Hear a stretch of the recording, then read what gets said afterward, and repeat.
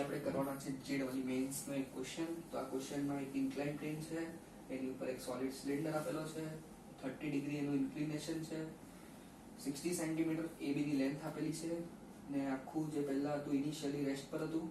તો સૌથી આપણે શોધવાનું એ છે કે બી પોઈન્ટ પર આપણે શોધવાનો છે લિનિયર વેલોસિટી.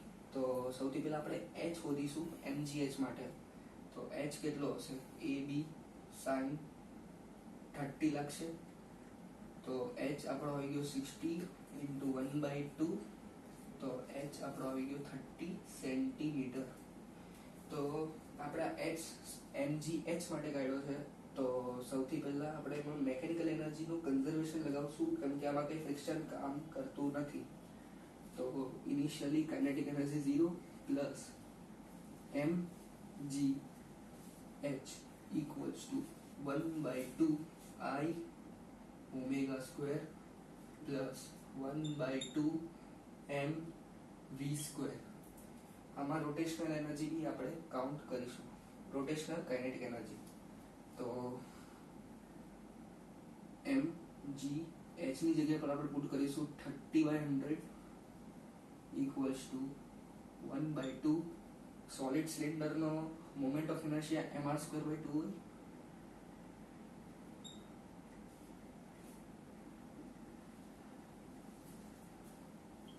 હવે આમાંથી m કોમન કાઢીને કાપી નાખશું. તો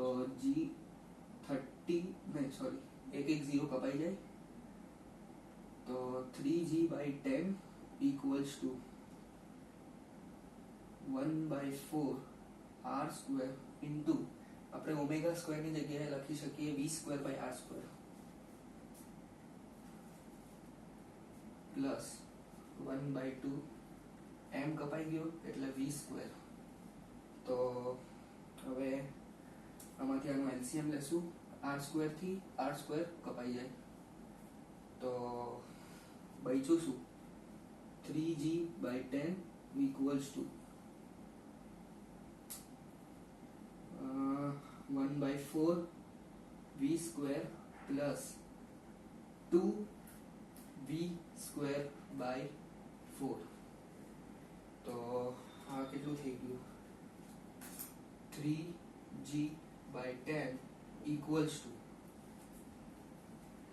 3v²/4. તો 3 થી 3 કપાઈ ગયું. તો કેટલું બચ્યું?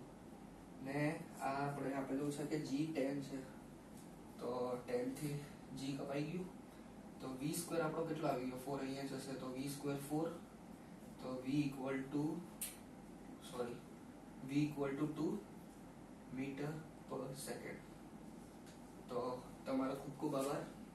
જય પરમાત્મા.